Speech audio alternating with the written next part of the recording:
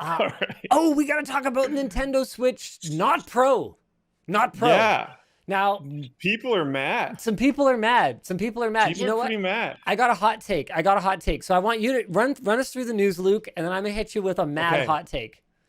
There was lots of rumors of a new Switch Pro. There was lots of rumors of Yeah. different controller layouts, different controllers in general. I remember even reading one that was literally just about the Oh, kickstand. wait, There's Luke, been can I lots of interrupt? Can I rumors. interrupt for one sec? Oh, Sure. wait, Yes. actually, no, never mind. I'm not going to mention it. Go ahead. I'm sorry. I'm so sorry. I Okay. shouldn't have done that. Okay. There's been better, more advanced Tegra processors. There's been higher resolutions. There's been a dock that increases the performance of the Switch. There's been lots and lots and lots of rumors. What we got is pretty much the same thing, but with a better screen. No controller changes, no performance changes. MSRP of $350. Yeah, that's it. Coming in October. Not really a Switch Pro. But yeah, available in October. You get a better screen. There's more. Okay. I actually didn't know this part. The new dock does have an Ethernet port for LAN. All right. That sounds fine, I guess. I don't know. I didn't find the wireless to be a problem, but I'm not going to say no. Hey, Might when as you're well take downloading it. big games, it's if you It want could to be play right better. now. Yeah, Like I sure. bought a USB dongle for mine. It's wired. I just, whatever, Yeah, wireless why not? basically, right? Yeah. So Standard Switch fits the new dock just fine, which means the new dock is going to be a separate accessory as well, almost certainly. And you could buy that if you wanted to for some reason. I bought a custom dock for mine because it was very cheap. That is just small and has basically no vertical height, so that it doesn't scratch the screen and stuff, which is cool. Other improvements include an adjustable stand, enhanced audio, more storage, and it comes in white, up from 32 gigs to 64 gigs. Enhanced audio is very light on details, so I have to wait and see how that pans out. The same Joy-Cons are being used. I think this is the main complaint. As far as I can tell, most of the frustration comes from the same Joy-Cons being used. You can still get them fixed by Nintendo, but I mean, it's pretty frustrating having your Joy-Con drift super rough and then needing to like ship off one of your controllers and not really be able to play without buying another really expensive controller. There's a note saying the Switch Pro might still be happening later. I suspect it is. Nintendo is a huge fan of like many incremental little improvements, especially when they have something that's working. And the Switch is definitely working.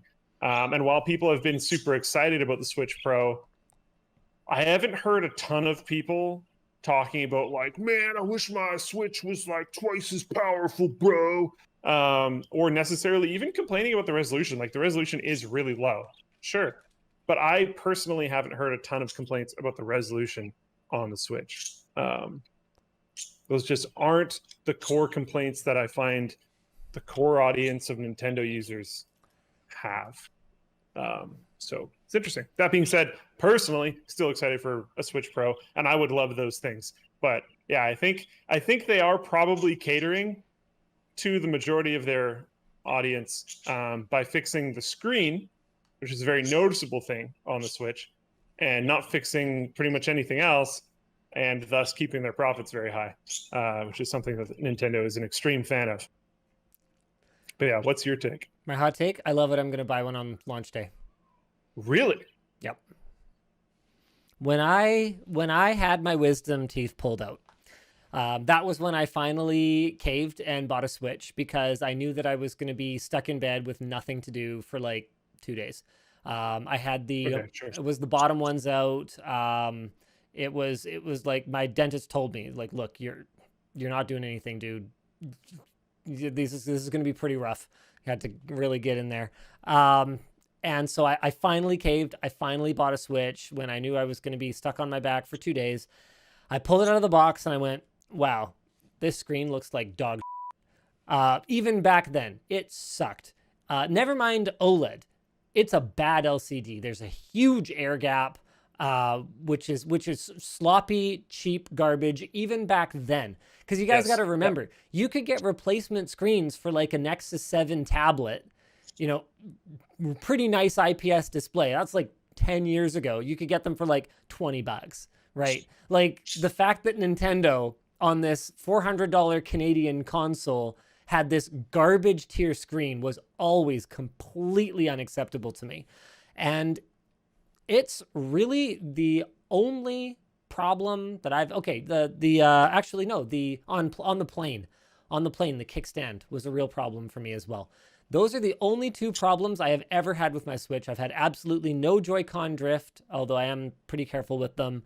And I'm not a super heavy player, so that's something to note.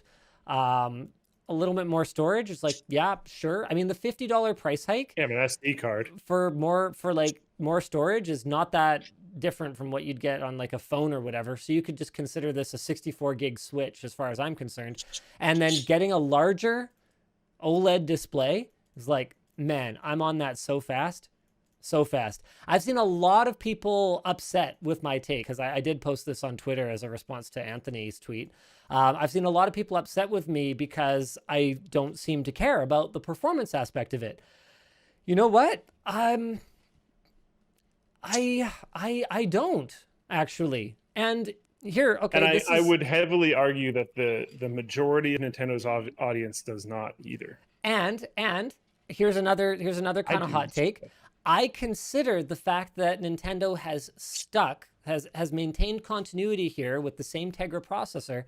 I actually think that's a good thing, because what it means for people who are performance gaming enthusiasts who want to game at 60 FPS or higher is that we're going to get even a larger catalog of Switch games to enjoy on Switch emulators that will be able to upscale those games, run at higher refresh rates. So if you're an actual PC enthusiast, you should give exactly zero about any of this and just go, okay, well, great. This means a deeper catalog of Switch games. We don't have to completely redesign the emulators that have already been in progress for 4 years to accommodate all these new games that might have needed a ton of work if it was a Tegra Pro, whatever. I don't know. I guess we'll find. It probably would have required a bunch more work.